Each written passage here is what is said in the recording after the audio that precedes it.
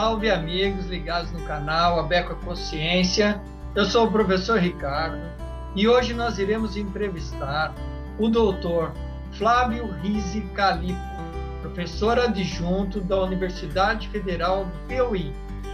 Então, se ligue, comente, compartilhe, deixe um like se estiver gostando das entrevistas.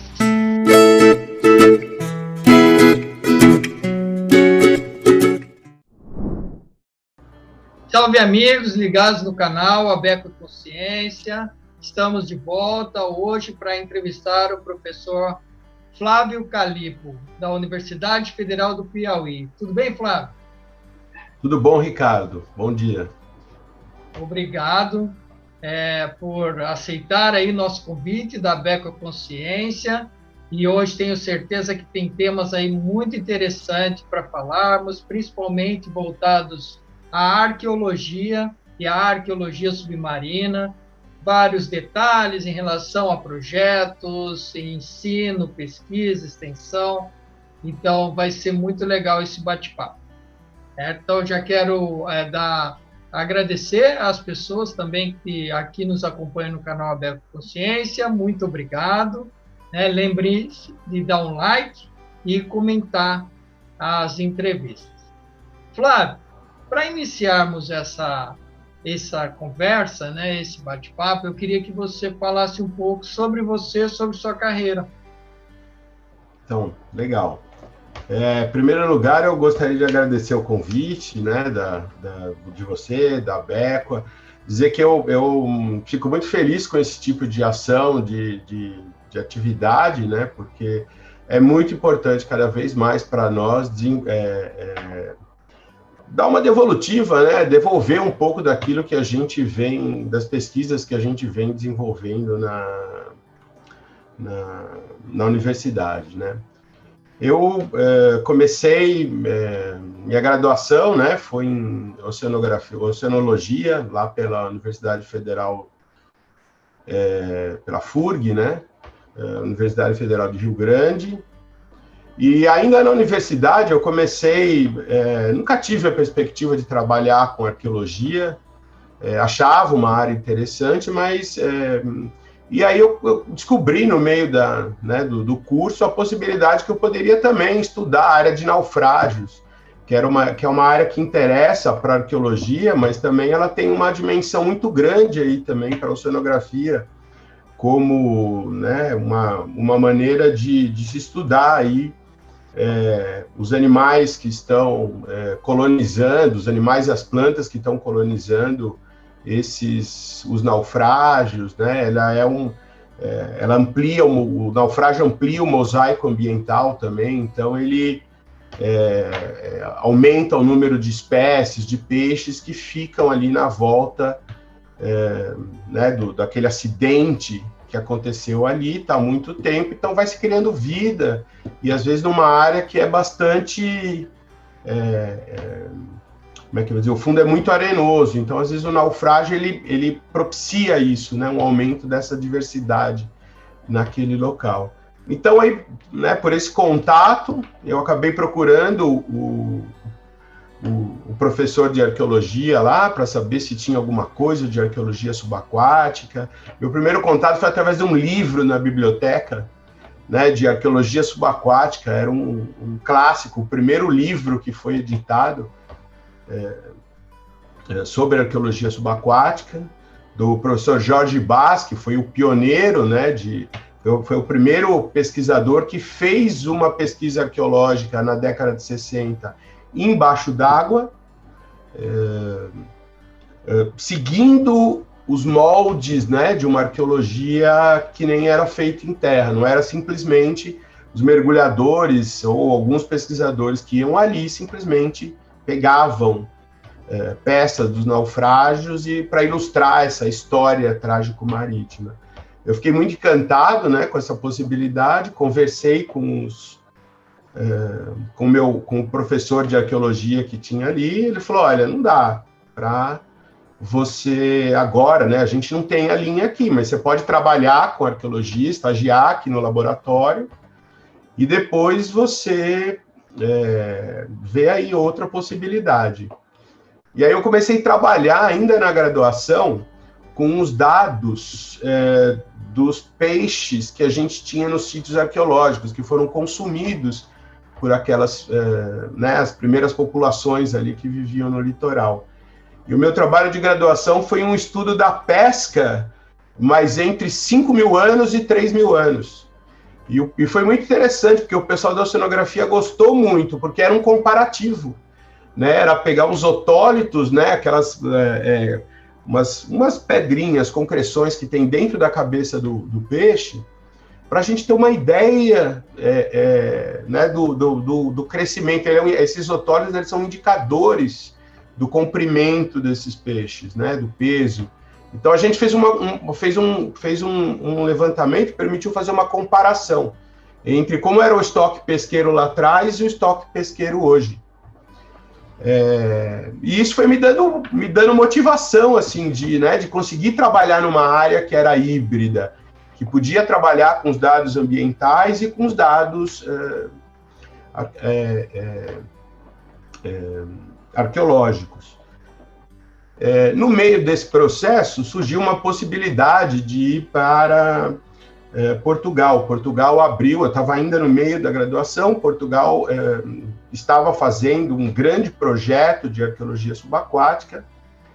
Eu me candidatei, né, a ir para lá e consegui.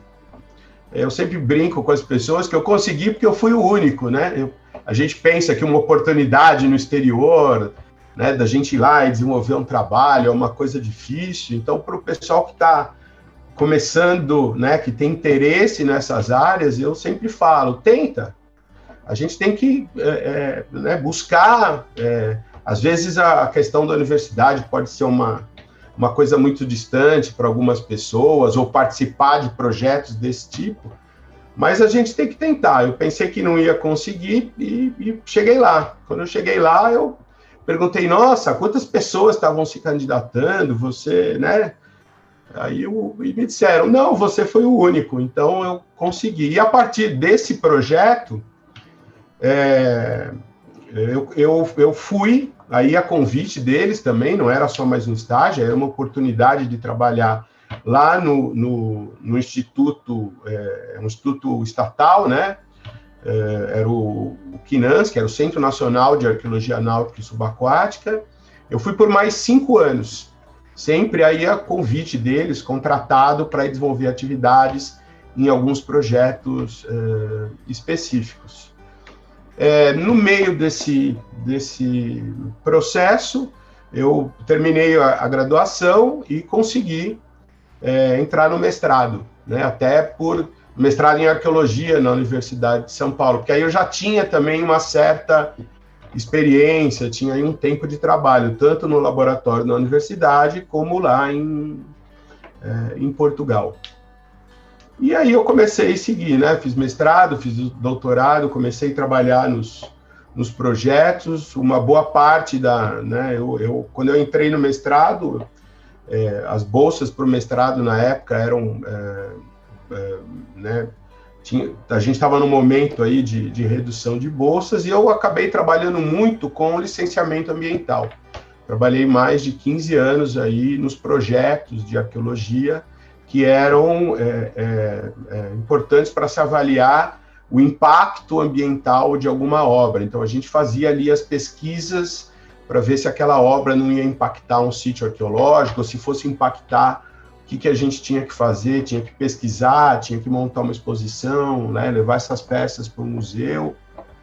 E aí, em determinado momento, continuei trabalhando em projetos de arqueologia subaquática acadêmica também.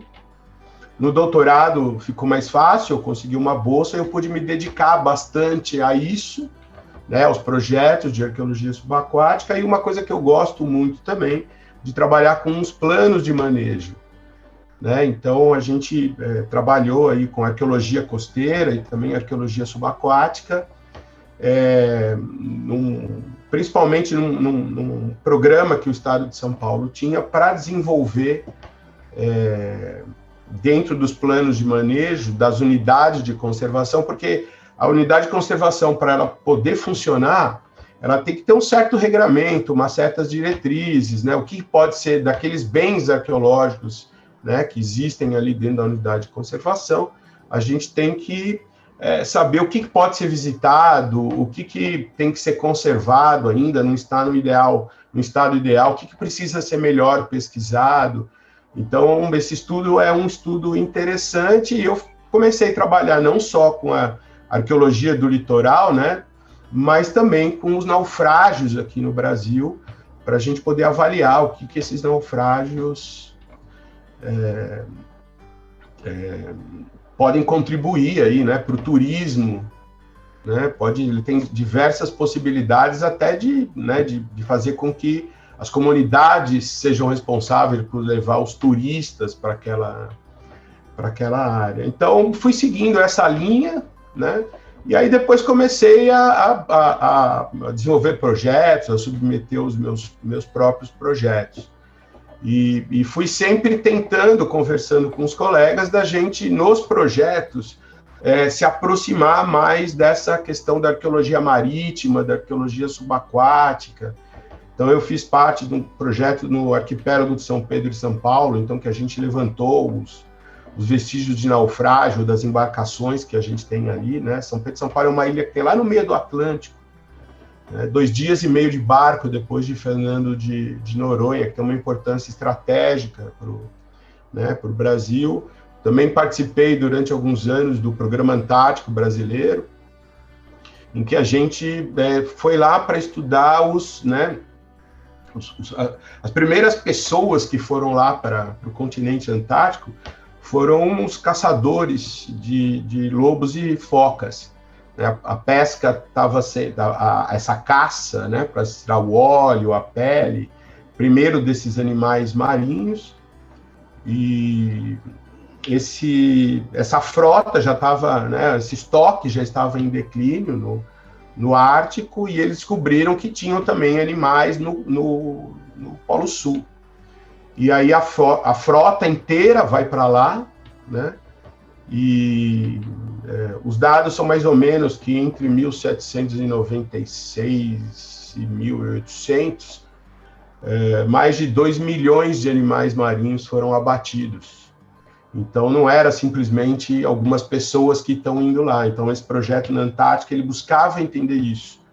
Como é que essa navegação, que as rotas atlânticas, elas começaram a englobar a exploração do continente antártico, e também para avaliar, né, um pouco aí do impacto que foi feito lá atrás. Então, todos os meus projetos eu tento trabalhar um pouco com isso, assim, né? Não só estudar os artefatos, mas pensar também como é que essa sociedade lá no passado, sejam as sociedades, né, que a gente chama ou de pré-históricas ou de pré-coloniais, entendiam ali como é que elas se relacionavam com aquele ambiente e o impacto que elas geravam também. Então, foi essa minha linha, assim, que foi criando o meu caminho até chegar a essa perspectiva. Flávio. E hoje você é professor, né, de arqueologia na Universidade Federal do Piauí, né? Sim. E a gente vai ter tempo agora para falar um pouco mais especificamente de alguns projetos, né, dessa importância aí da atuação da ciência e da sociedade, que esse é um ponto muito importante, né, de relevância, de conhecer a história, um pouco da pré-história, enfim. Mas antes de avançarmos nessa questão, Flávio, como o programa tem uma das vertentes é a curadoria da memória científica, eu queria que você, lembrando um pouco dessa sua história, quem foram professores, pesquisadores, pessoas, enfim, que contribuíram positivamente para a sua carreira? Algumas pessoas. Sim. Eu acho que quando lá ainda na graduação de oceanografia, eu tive um incentivo de muitos professores, né? Então, o primeiro deles, eu acho que eu tenho que ressaltar, foi meu primeiro orientador, o professor Pedro Mendes Ribeiro, né? Ele era um um arqueólogo que trabalhava mais na área de pré-história, foi pioneiro em várias áreas no Rio Grande do Sul, desenvolvendo uma série de temáticas, e foi quem também me incentivou a pensar, olha, você é da oceanografia, então pensa, né, começa a desenvolver uma linha, uma perspectiva, justamente de poder trazer essa visão que você tem de outra área para a oceanografia. Então, ele que me incentivou bastante a trabalhar com esses sítios costeiros, né, que são sambaquis, que são montes de concha de populações que viviam, eram pescadores na realidade, e coletavam conchas também, às vezes caçavam, e eles ocupam o litoral desde pelo menos 8.000 anos. Então, foi uma sociedade que se desenvolveu, que sobrevivia, né, da pesca, e fazia uma pesca que é um pouco diferente, às vezes, da pesca como a gente vê hoje, né? Era uma pesca que muitas vezes era mais integrada, uma peça que era menos de exploração comercial, não tinha perspectiva da grande produção, do acúmulo. Então, a gente aprende, a hora que a gente estuda ele, e isso eu aprendi com esse professor, que a gente tem que entender como é que eles trabalhavam essa tecnologia da pesca de maneira diferente, como é que isso era mais importante para eles.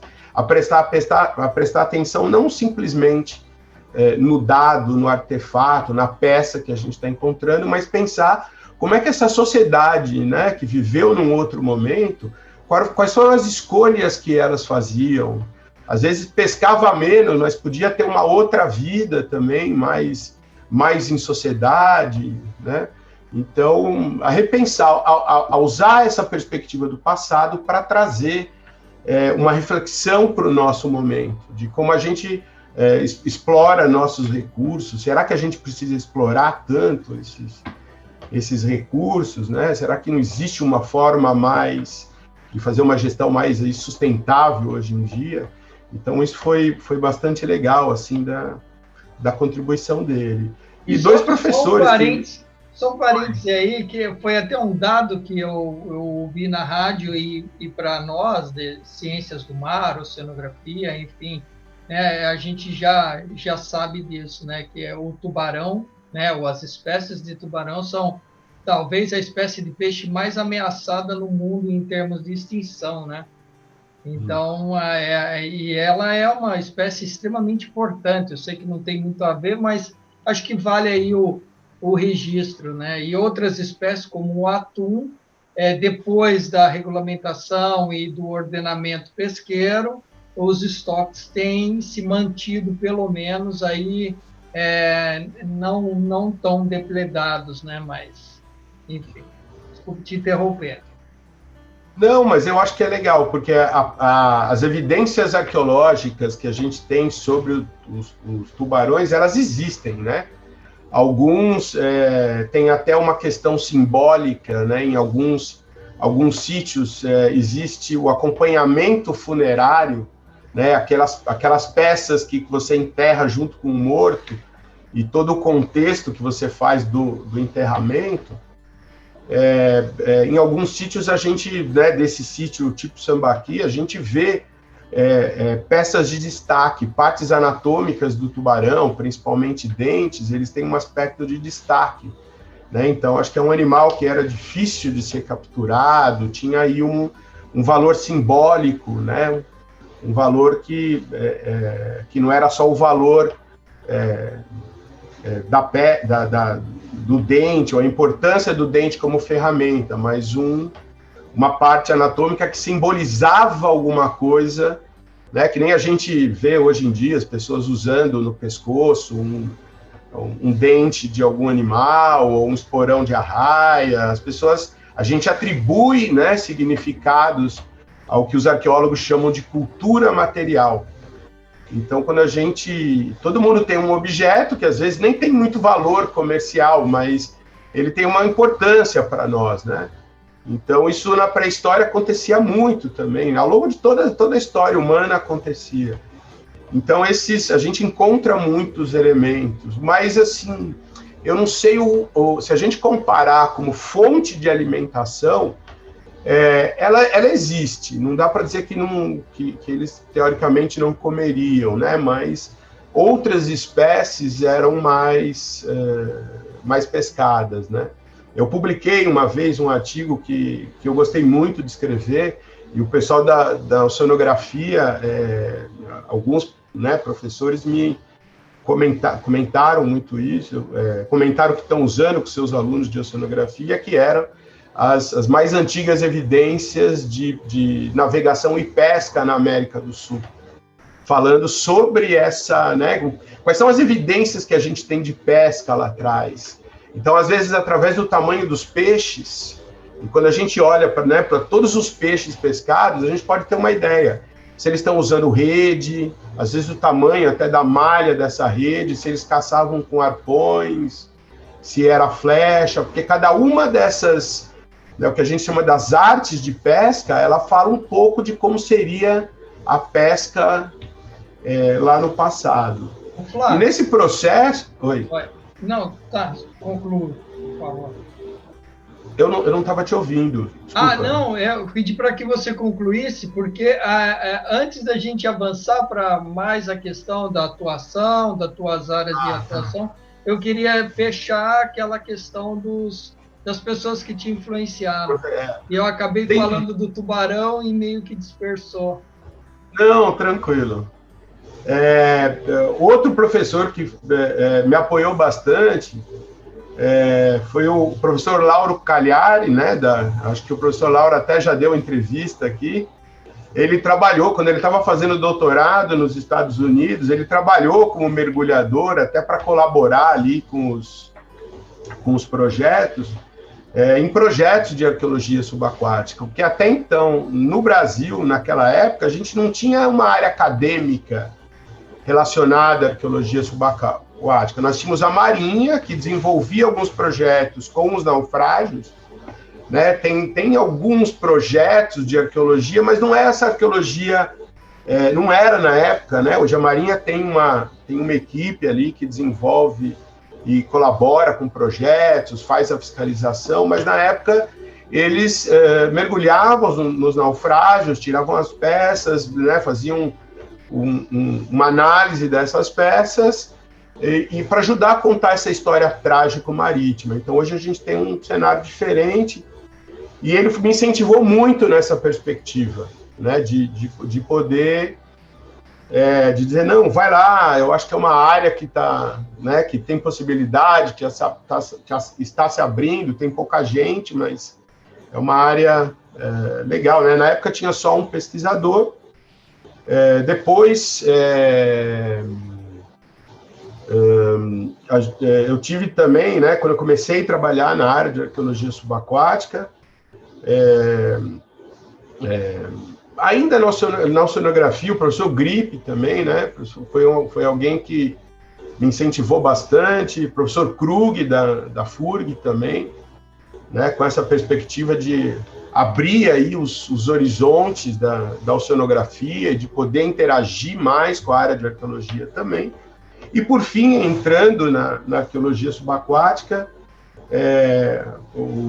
aqui no Brasil, o professor Gilson Rambelli, que foi o pioneiro, né, a gente brinca que ele é o pai da arqueologia subaquática brasileira, porque foi realmente quem começou esses projetos aqui no Brasil. E em Portugal, o professor Francisco Alves, que é também ali o pai da arqueologia subaquática portuguesa, que criou aí uma geração de arqueólogos portugueses e desenvolveu esse projeto. O professor Francisco Alves tinha como ele trabalhava com o patrimônio português, e tem patrimônio náutico português pelo mundo inteiro, ele fazia questão de, nos projetos dele, convidar pessoas de todas as partes do mundo onde você tinha patrimônio português, né, para treinar também, para capacitar essas pessoas a estudarem melhor esse patrimônio, entendendo toda a problemática que Portugal, né, trata o patrimônio náutico. Então, foram essas assim as principais pessoas que... Bacana, claro. Hoje, aí você vai me corrigindo caso eu coloque alguma coisa aí. Mas eu acredito que hoje você está como diretor do Centro Nacional de Arqueologia. Não, eu fui, né? Foi ao longo da diretor, minha que é carreira. o CNA do IFAM. É isso, né? O que vem a ser esse Centro Nacional de Arqueologia, resumidamente, né? Lembrando que aqui é um canal de divulgação científica, então, qual eram assim as principais metas que vocês tinham traçado nessa época e, enfim, os desafios?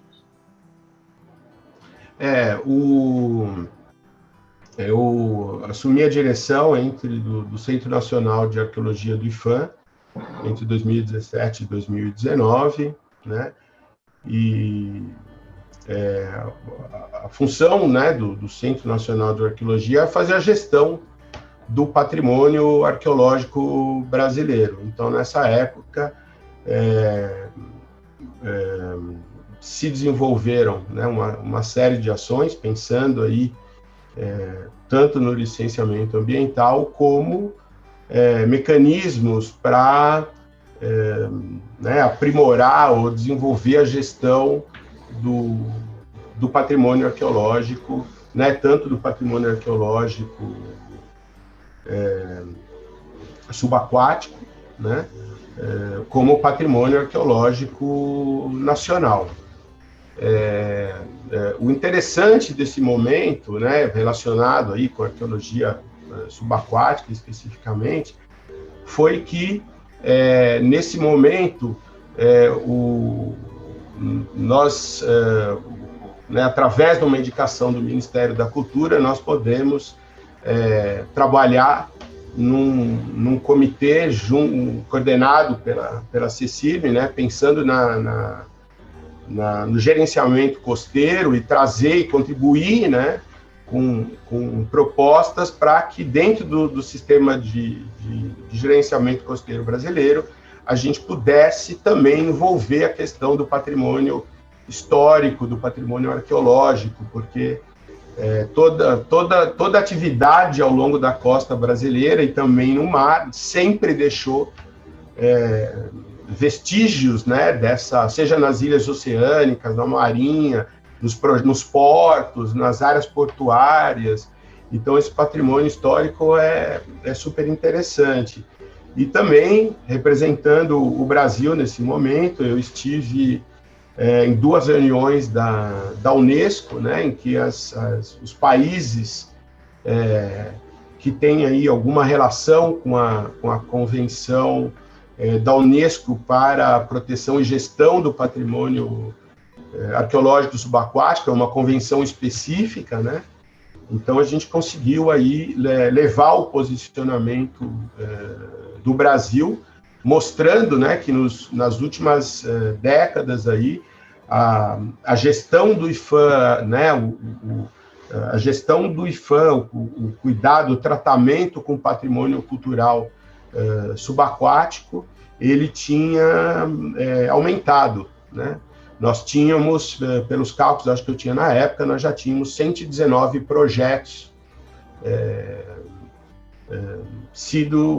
ou pelo menos propostos para que eles, para de alguma maneira fazer a gestão desse patrimônio, que envolviam, né, projetos de pesquisa como projetos de licenciamento. Legal. E eu já aproveito também fazer um agradecimento à Sociedade de Arqueologia Brasileira, né, que também é uma apoiadora do 18º Congresso da ABECO, que será ano que vem, 2022, em Porto Seguro, na Bahia. Então, a gente tem várias instituições que apoiam esse congresso e a Sociedade de Arqueologia Brasileira, que você foi presidente dela em algum momento também, está apoiando a ABECO. Então, é muito, muito interessante a gente poder ter essas sociedades, associações unidas em prol do desenvolvimento da ciência, né? Tem algum destaque que, assim, durante a tua passagem na presidência da sociedade que você gostaria de colocar, Flávio? Tipo, qual é a maior motivação da Sociedade de Arqueologia Brasileira, ou, enfim? A Sociedade de Arqueologia Brasileira, a SAB, ela começou aí em 1981, né, tentando aí agregar os profissionais que desenvolviam, que faziam pesquisa arqueológica no Brasil. Ela teve várias fases, várias perspectivas, e no momento que eu assumi, além de continuar trabalhando pela memória da sociedade, de continuar dando prosseguimento nos projetos que vinham sendo desenvolvidos, eu tive a felicidade, porque foi um projeto bastante desafiador e interessante, que foi o da regulamentação da profissão. Então, antes de ser presidente, eu fui vice-presidente, né? Eu entrei na sociedade em 1999, né? E ainda do último ano da minha graduação, e fui entrando em comissões, depois, né, em determinado momento fui convidado a ser vice-presidente, depois presidente, e nesse processo, ainda como vice, a gente identificou que havia um projeto de lei para a regulamentação da profissão. Então, a gente, né, em assembleia com sócios, resolveu levar, os associados, resolveu levar à frente esse projeto, e nós conseguimos, depois de muita batalha, muitas idas a Brasília, né, aprendendo a acompanhar um projeto, acompanhar um processo legislativo, né? Então, o pessoal da nossa assessoria de imprensa, e que também muitas vezes atuou como assessoria parlamentar, foi nos aprendendo e nos ensinando também como é que a gente fazia esse processo lá dentro para, né, para poder subsidiar os senadores, para poder conversar, explicar por que a arqueologia é uma profissão que tem que ser regulamentada, porque ela trabalha com patrimônio da União, né? Então essa é uma prerrogativa para se regulamentar uma profissão, e a gente conseguiu, né? Depois de 2 anos aí de muita batalha, a gente conseguiu que o Congresso Nacional aprovasse, e na próxima gestão ela foi ratificada, logo nos primeiros meses da próxima gestão ela foi ratificada. Foi um projeto de ação conjunta, não foi só a SAB, né? A SAB, ela capitaneou esse processo, porque entendia que isso é importante para a arqueologia, né? Para a ciência brasileira, a gente levar esse processo adiante. E a gente teve aí colaboração de muita gente, né? Tanto lá no Congresso, as pessoas que mas aí uma ação também direta do IPHAN, né, que entende também que a regulamentação é bom para os projetos, Ministério Público Federal em vários estados. Então foi legal, porque foi um momento assim em que a gente aprendeu que a gente, na sociedade, tinha que dialogar mais com a sociedade, né? Tinha que mostrar o que a gente faz, por que é importante o nosso trabalho, e isso mudou muito né, a minha relação com a participação com a sociedade em geral. Então, acho que essa foi uma perspectiva que eu gosto desse momento na gestão. Bacana. É realmente importante, tanto o feito, né, como a profissão. Flávio, tem vários temas, né, que se interconectam dentro da tua área de atuação maior, que é a arqueologia e, obviamente, a sua ligação com o mar, né? Então, arqueologia subaquática, arqueologia de sambaquis, arqueologia marítima e costeira, arqueologia de naufrágios. Então, esses são alguns destaques que você falou e que eu coloco aqui, né? Mas tem 2 pontos importantes que eu queria que você desenvolvesse. Você também me mandou umas fotos, então daí depois eu passo essas fotos, né? Mas você fala 2 pontos e que são importantes, estão previstos em lei, são regulamentados, e como a arqueologia, nessa última intervenção sua, você fala, né, que é patrimônio. Trata-se do patrimônio cultural, histórico, científico. Então, com base nesse contexto, eu queria que você desenvolvesse dois raciocínios. O licenciamento ambiental em arqueologia e programa de salvamento arqueológico, seja em barragens ou... né? Para que a sociedade ou as empresas precisam, e os órgãos de fiscalização, Ministério Público, IBAMA, ICMBio, enfim, precisam de um profissional ligado à área de arqueologia para fazer o licenciamento ambiental de arqueologia e o salvamento arqueológico, né? Então, de uma maneira geral para a sociedade entender. Patrimônio é aquilo, né? A gente tem várias definições de patrimônio, mas tem a ver com aquilo que a gente herda ou que aquilo que a gente deixa, né, para os nossos filhos ou para as próximas gerações. Então, quando a gente fala de patrimônio, existe uma negociação, quer dizer, o que a nossa sociedade vai deixar, né? O que os vários setores da sociedade estão deixando para as próximas gerações. E a gente fala aí do patrimônio histórico e cultural da nossa sociedade. Então, a gente preserva os casarões, a gente preserva os sítios antigos, as sedes de fazendas, igrejas, né? O modo de fazer, o modo de pensar, né? Aí existem diversos mecanismos e cuidados e registros para que isso fique para as próximas gerações. Tem coisas que são registradas e tem coisas que nós precisamos preservar. Isso é uma escolha do Estado, ouvindo a sociedade de uma maneira geral.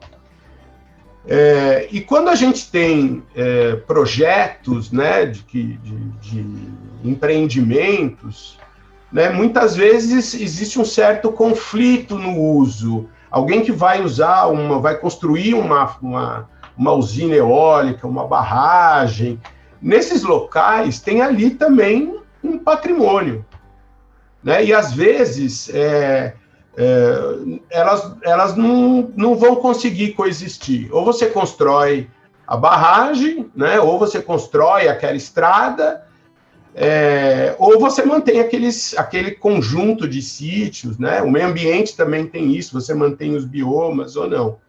Então, esse processo, primeiro é o reconhecimento, é ir lá identificar quais os sítios arqueológicos que tem naquela obra, estudar esses sítios para saber o quão importante eles são, ele é único ou tem vários como ele na região, então tem um estudo aí que leva em conta a valoração, a significância desse sítio, né? E depois, né, existe um estudo para ver o que é que vai acontecer.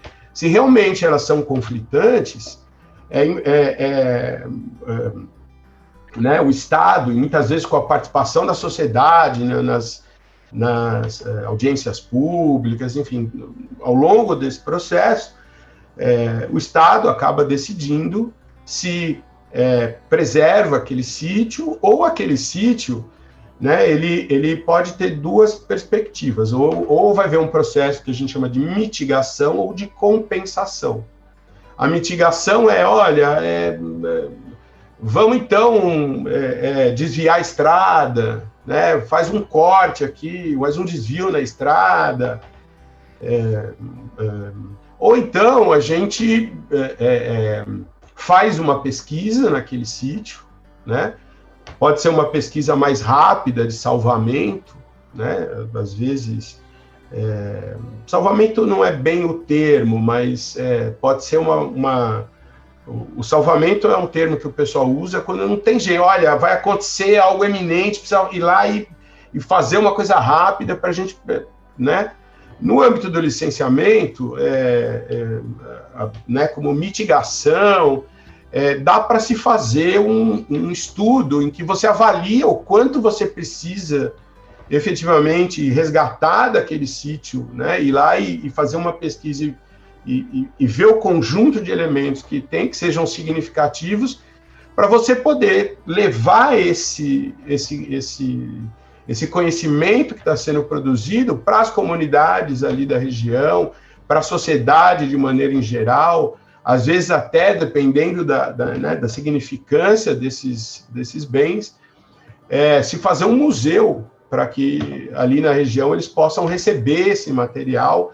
Então, já que ele vai ser impactado de alguma maneira, a gente tenta reverter esse impacto em ações que vão permitir que aquele conhecimento ali, né, talvez o sítio, em função da necessidade de um desenvolvimento econômico, aquele sítio não vai mais poder permanecer naquele estado original ali na região. Então, você tem que compensar, né? A primeira tentativa é mitigar, evitar que o impacto aconteça, e se não houver a alternativa, criar maneiras de compensar a sociedade em função dessa perspectiva. E nesse trabalho, a gente tem aí um mercado que acabou surgindo de profissionais e depois de empresas que realizam esses serviços contratados pelo empreendedor a partir das normatizações que são estabelecidas pelo IPHAN. Legal. Ou por IPHAN e por outras áreas ambientais, né, outros ministérios. Eu vou compartilhar aqui uma das telas para que a gente já consegue ver. Esse é uma pesquisa que eu participei agora em 2020, né? Ele é coordenado pela professora Beatriz Bandeira, uma pesquisadora, né, doutoranda agora lá na Universidade Federal de Sergipe, e é uma pesquisa que a gente fez no Galeão Sacramento, né? Foi uma pesquisa muito interessante, de uma preocupação técnica muito grande, porque é um naufrágio que está próximo dos 20 metros, dos 30 metros, então é um mergulho que exigia aí uma técnica maior de mergulho. Ele foi já uma embarcação que já foi estudada pela Marinha lá atrás, por outros pesquisadores, foi bastante saqueada aí por caçadores de tesouro, e a preocupação é entender ainda o que existe desse naufrágio, porque lá a gente consegue ver os canhões, porque os mergulhadores, ele é um ponto de mergulho. Deixa eu ver se aqui aparece... Né? Não, esse é outro projeto. Se você mostrar na anterior, eu tenho umas peças ali que eu posso comentar. Aí a gente vê uma âncora, né? E a gente está medindo uma das unhas da âncora nessa imagem da esquerda embaixo. Nesse outro ponto aqui, na foto da direita, a gente não consegue ver a âncora, mas eu gosto dessa foto porque mostra, né, que a gente, embaixo d'água, a gente faz as mesmas coisas que a gente faz fora d'água. Tem que adaptar algumas técnicas, mas a gente consegue escrever, a gente consegue se comunicar através de sinais, às vezes até escrevendo, né, algumas dessas coisas, né, trabalha em conjunto, mergulho é uma atividade em conjunto, em que, né, e aí aparecem uma série de materiais. Nessa foto mais em cima, tanto à direita como à esquerda, né, a gente consegue ver, na parte esquerda superior tem o lastro, e ali tem um canhão, não dá para ver direito ali. e aqui do lado direito, do lado esquerdo, a gente tem uma pontinha do lado do mergulhador, que é a ponta da âncora, né? Então, isso é uma coisa interessante também da gente entender. O mergulhador de naufrágio, o arqueólogo, ele tem que estar com o olho treinado para identificar esses artefatos. Às vezes, uma pessoa que não tem conhecimento, ela passa por cima do naufrágio e não vê, porque ele não é mais um barco, né, certinho, ele é uma pilha do que sobrou, que o barco ele vai se desmantelando. Então, até o trabalho de identificação desses sítios precisa ter um olho treinado, né? É um conjunto, então, né, do que sobrou e o que foi colonizado pelos organismos marinhos. Aqui tem outra foto, Flávio. Essa é foto de um projeto que a gente tem lá na Universidade Federal do Ceará. É um projeto que eu gosto muito. Ele é feito, né, em parceria aí com a Universidade Federal do Ceará, com alguns pesquisadores do Ceará. E o mais interessante desse projeto é que ele é um projeto colaborativo, né? Nós temos várias pessoas envolvidas no projeto e que têm responsabilidades no projeto que não são arqueólogos subaquáticos.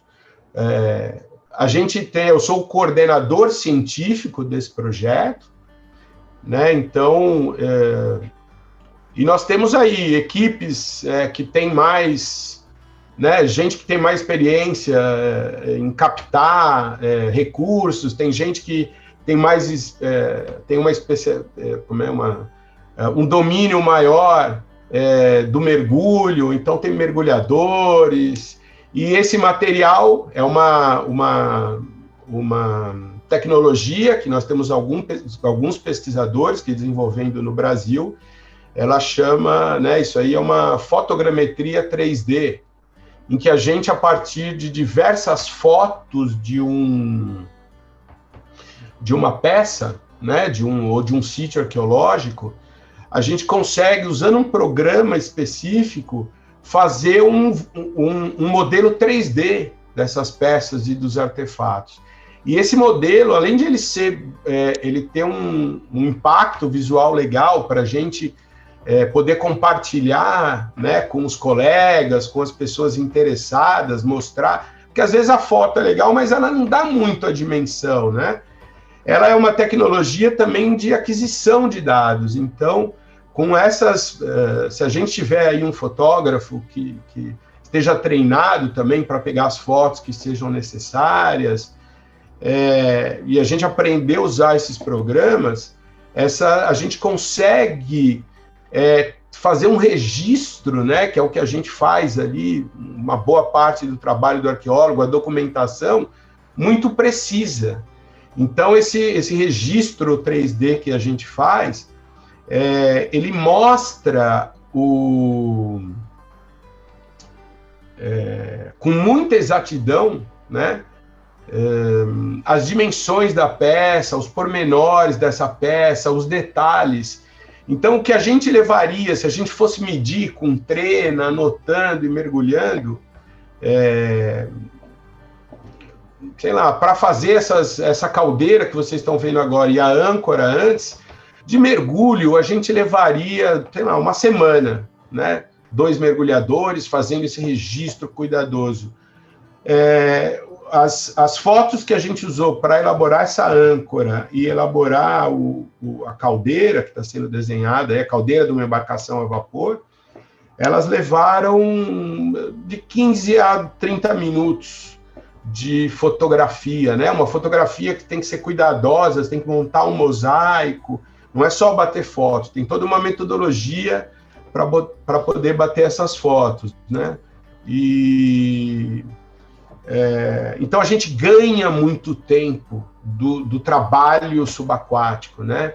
Porque o trabalho no mar ele tem um custo maior, então se a gente consegue ser mais efetivo embaixo d'água, né, trazer mais dados, a gente consegue reduzir aí o valor, né, o preço que a gente gastaria. E também fica bonito, né? Você também preserva em imagens, né? Além do dado que tem a sua importância de sempre, né? Um dado ele é sempre muito importante. Flávio, pelo que você fala, fica bem explícito a importância da arqueologia subaquática, enfim, dessas linhas de investigação para a sociedade, né? Agora, em termos de gestores e tomadores de decisão, como que você vê os trabalhos que você e o seu grupo vem realizando em termos de ser aplicado por gestores e tomadores de decisão, mas principalmente a nível municipal e estadual?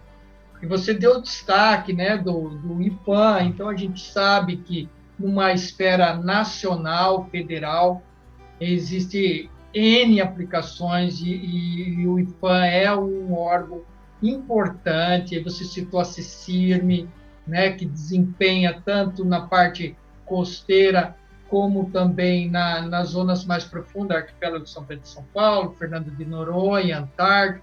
Então, nessa esfera federal, acho que você já citou alguns exemplos. Mas, e regionalmente, localmente, você acha que o trabalho que você e seu grupo desenvolvem, ele tem sido aplicado por gestores e tomadores de decisão? Eles procuram vocês para desenvolver, a tomar políticas mais apropriadas, enfim?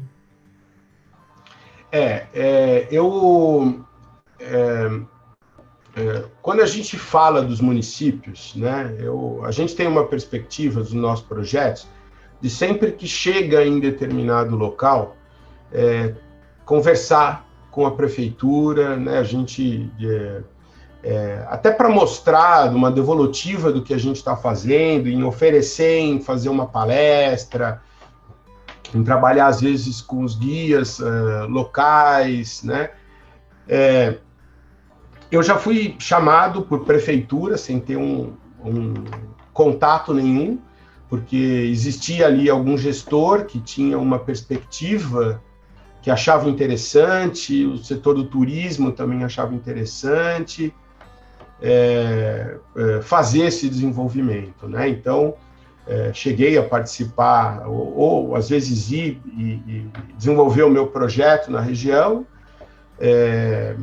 e em muitos casos, em alguns casos, cheguei a ser convidado para ir lá, inclusive a participar de algumas reuniões pensando em se desenvolver um parque ou se desenvolver uma estrutura municipal ali para preservação ou aprimoramento de algumas dessas atividades. Para mim não existe ainda, eu acho que existe muito interesse, né? Eu não posso dizer, quando a gente fala de patrimônio, que são as duas áreas que eu mais trabalho aí, de patrimônio arqueológico e mergulho, né? O mergulho científico, existe sempre uma perspectiva de interesse, quando a gente está falando de uma área em que a gente tem esse tipo de patrimônio mais aflorando, assim, né? Mas não existe uma regra. Eu vejo que eu acho que cada vez mais a gente tem os gestores, eu acho que existe um projeto, né, de capacitação. Os gestores públicos, eles têm ali uma certa cota ou abertura para terem que para se treinar e também para capacitar o corpo técnico. Então, eles têm um número de aulas, né, ou de horas para se capacitar ao longo do ano. Então, isso tem mudado um pouco essa realidade desde a época que eu já comecei. Toda vez que a gente procura uma prefeitura, a gente percebe que existe ali algum apoio, né? Às vezes eles conseguem uma casa para a gente ficar, ou conseguem aí um contato com uma pessoa que tem um barco, ou às vezes podem até disponibilizar um barco. A grande dificuldade mesmo é alguém que seja específico dessa temática para que possa desenvolver um projeto. Então, eu sempre comento com os meus alunos que eu acho que essa é uma possibilidade interessante, de conversar na cidade onde eles vêm, encontrar alternativas para propor a essas prefeituras, a esses municípios, né, esse tipo de ação. Nos estados, às vezes, isso está um pouco mais elaborado. O projeto que a gente tem lá no Ceará... Aí eu ia te perguntar exatamente isso, mas não no Ceará. Você tem um projeto que chama Arqueologia do Litoral do Piauí. Então, eu acho que entra dentro dessa temática estadual. Então, o que é o projeto em linhas gerais? O projeto, na realidade, esse projeto ele se encerrou, né, em 2017, né? É um projeto que teve 2 financiamentos. A gente teve um dos 2 do CNPq, um foi um financiamento do CNPq num edital que era específico para a área de ciências humanas e outro num edital chamado Edital Universal, em que concorrem todas as áreas.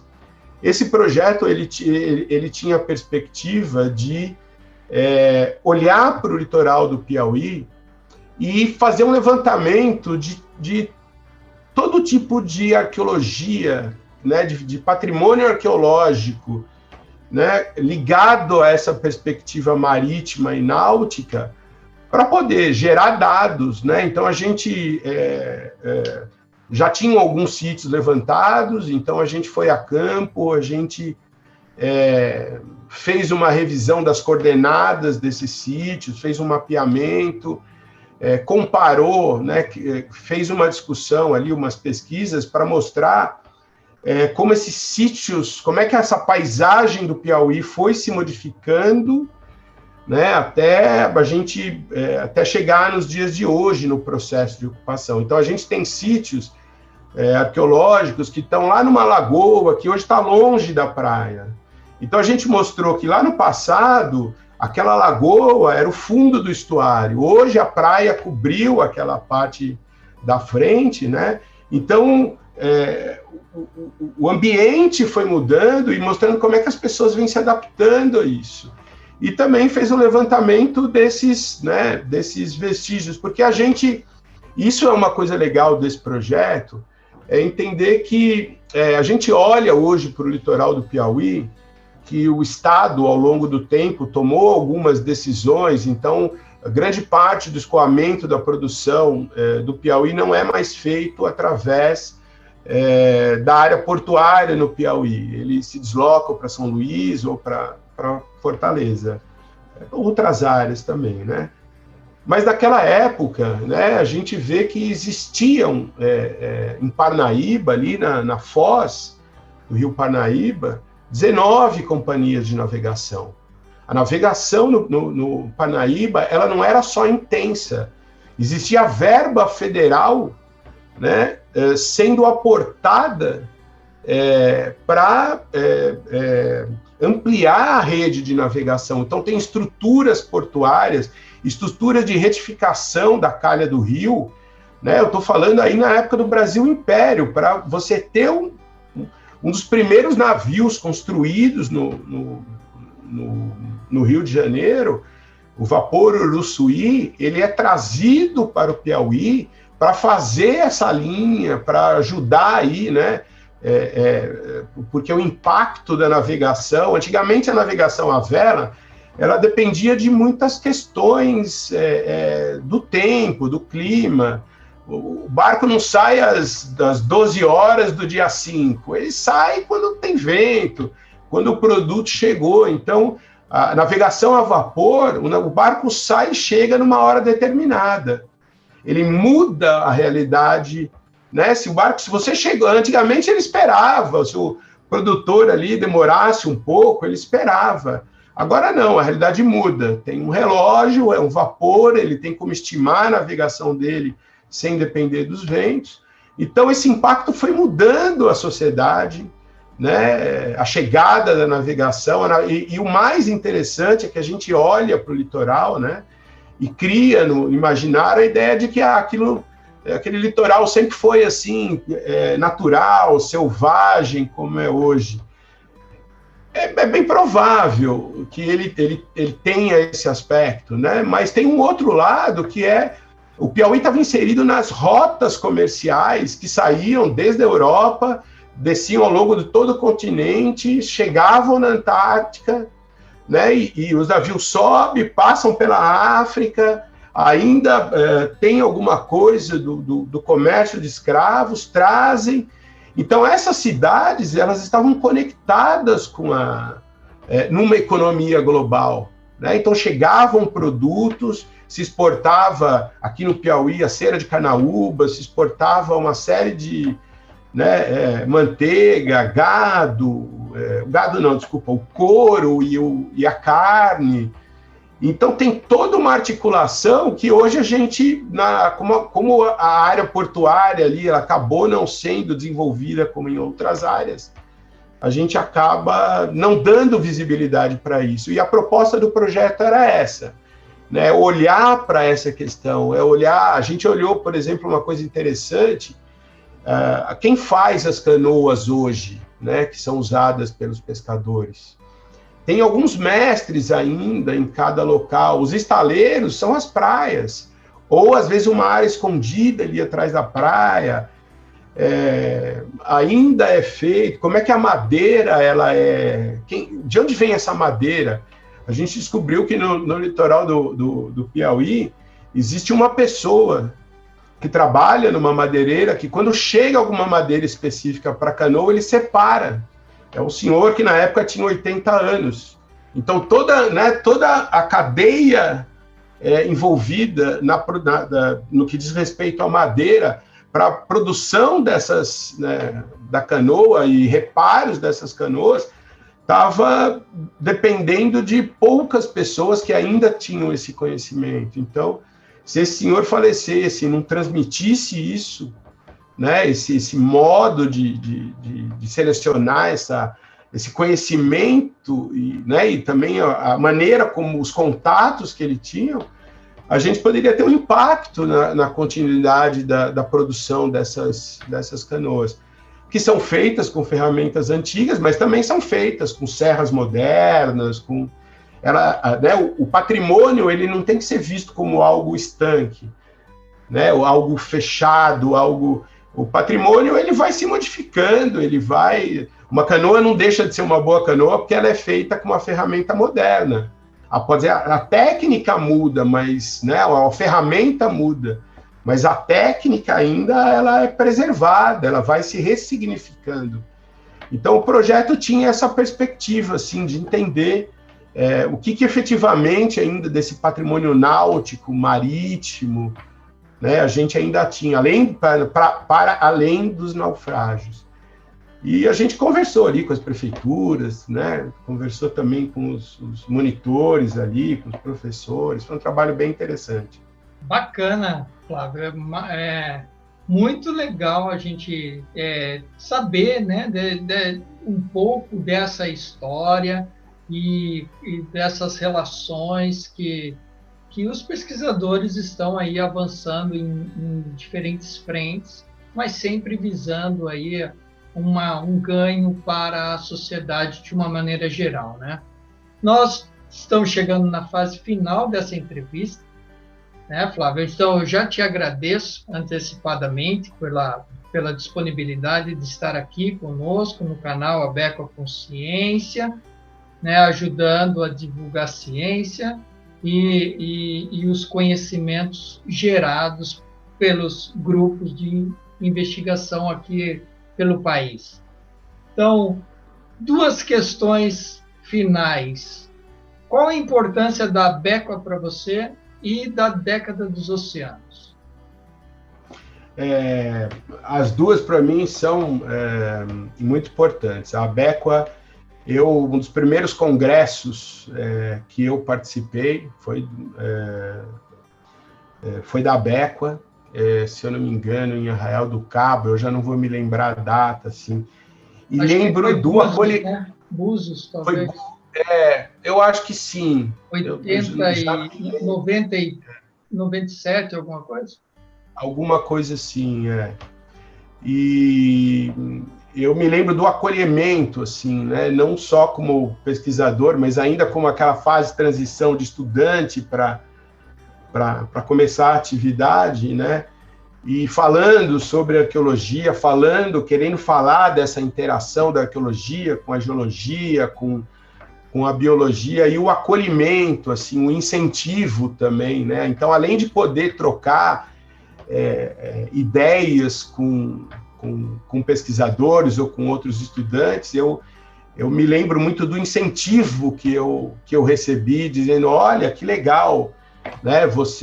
Eu acho que a gente, na Becua, mistura várias áreas que trabalham esse período aí, o quaternário, e sempre me lembro do incentivo e também, assim, do cuidado, dos conselhos, né, para trabalhar quando você começa a misturar duas áreas, né, os cuidados, os rigores que a gente tem que ter também na pesquisa, mas me lembro disso, assim, do interesse das pessoas em querer desenvolver arqueologia. E também eu acho que os congressos da Becua foram muito importantes para mim, para os contatos, né? Num momento em que, em participar de alguns projetos, também pesquisadores que eu conheci ali, foram pessoas que me ajudaram em outros momentos também, viram que o trabalho que eu estava querendo desenvolver podia contribuir com alguma coisa, viram que eu tinha muita vontade também de seguir na perspectiva, então muitas pessoas me ajudaram bastante, assim, né? No meu mestrado eu tive bastante apoio, porque eu usei muitos equipamentos que quem tinha era o Museu Oceanográfico da Universidade de São Paulo, então eles fizeram o possível para que eu pudesse usar esses equipamentos, e foram todos contatos que eu conheci a partir dessa relação dentro da Becua, né? Então eu tenho muito carinho, assim, devo muito, né, esse grupo de professores que fizeram na época, assim, inclusive um grande esforço para que nós estudantes conseguíssemos nos associar à Becua.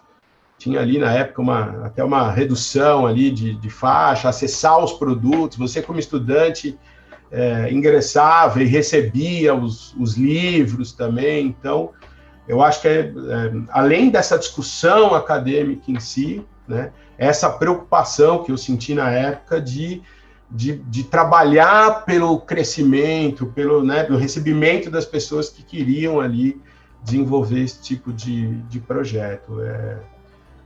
Né, então, só uma colocação, se foi em 95, foi em Niterói, no Rio de Janeiro. Foi aqui, eu estou vendo, é o 5º Congresso. Ou em 2011, que foi em Búzios, e aí foi o 13º.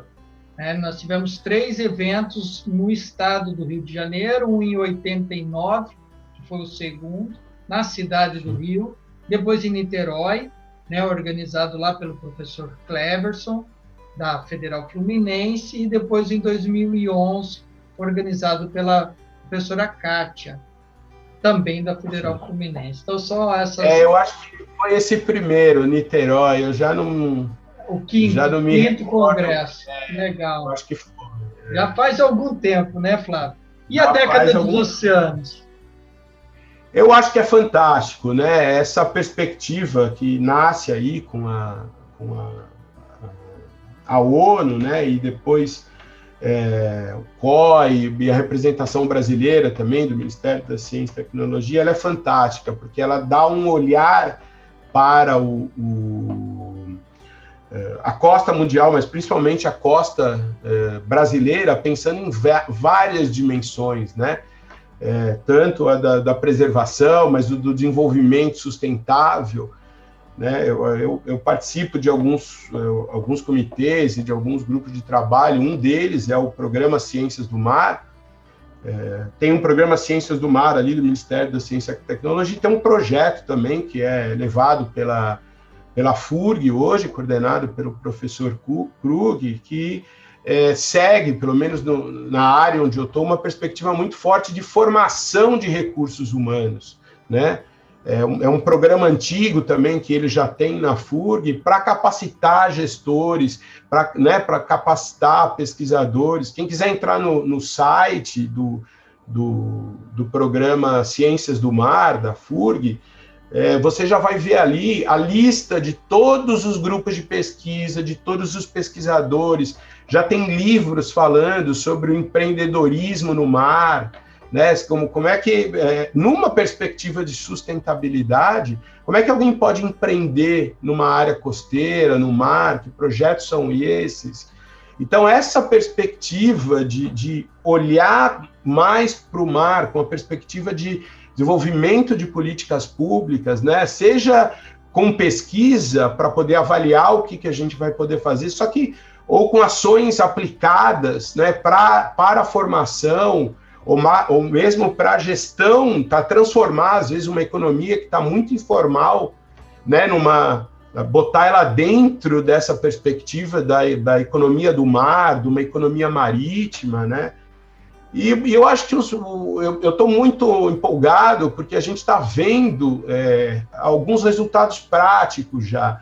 Então, esse ano, o Brasil já criou, nessa perspectiva, aí, um edital para que uma instituição possa fazer a gestão de todo, né? Tem uma soma de dinheiro já aplicada, separada, eu acho que para que se possa fazer a gestão desses novos projetos que vão abrir o mercado, né? Para o mercado numa perspectiva de ações sustentáveis, né?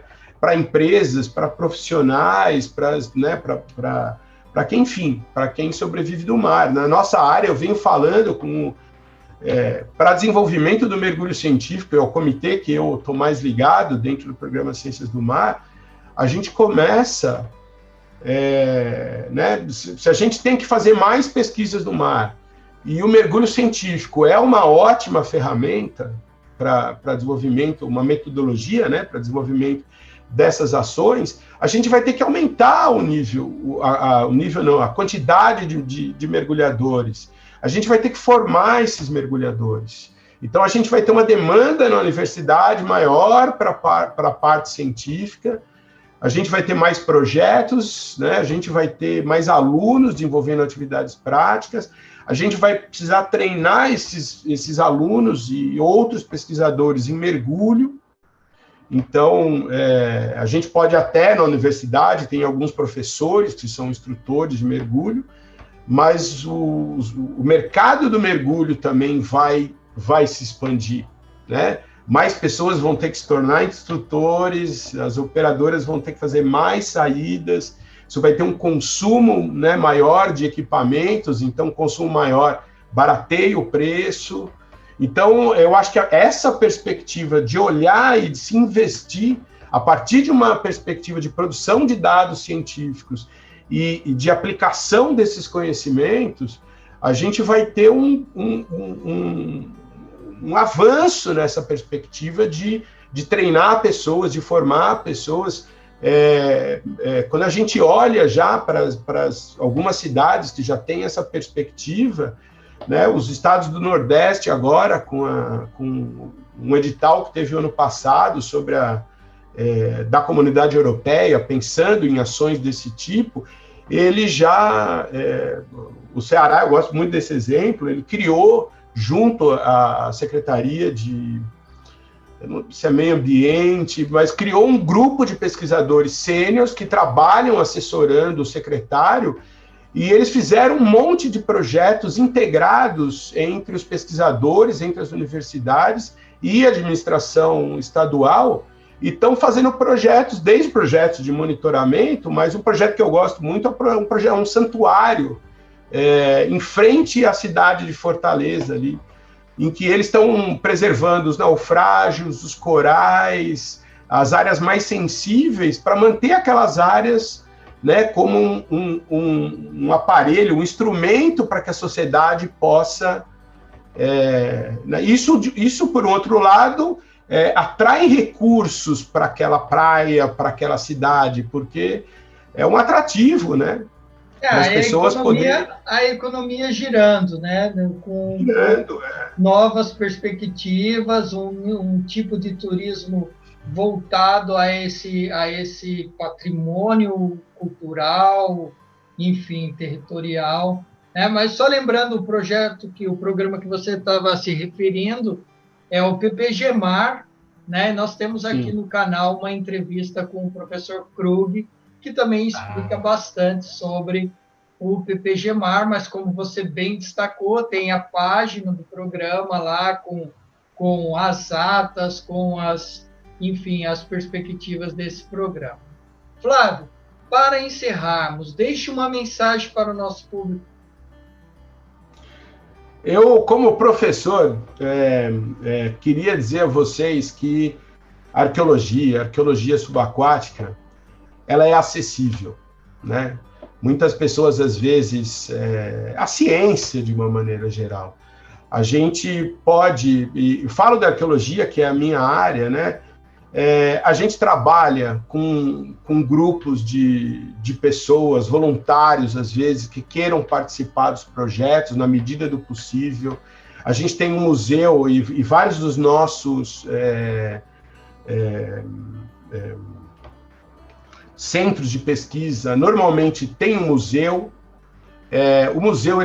Esses museus desenvolvem uma série de ações com pessoas que são voluntárias, ou pessoas que querem aprender mais, ou participar de cursos, ou mesmo participar das pesquisas. Na arqueologia subaquática, a gente trabalha muito com os mergulhadores, colaborando, assumindo responsabilidades na medida do possível dentro desses projetos. Então, se você tem vontade, né, de trabalhar com ciência, de trabalhar com arqueologia, busque essa relação. Eu falo por mim, falo pelos meus colegas pesquisadores, a gente gosta muito disso, né, porque é uma perspectiva aí de dar continuidade do nosso trabalho, de crescer nessa perspectiva. Então, procure os centros, vejam os sites onde as pesquisas estão acontecendo. A gente tem muitos cursos na universidade de extensão, que são cursos abertos à comunidade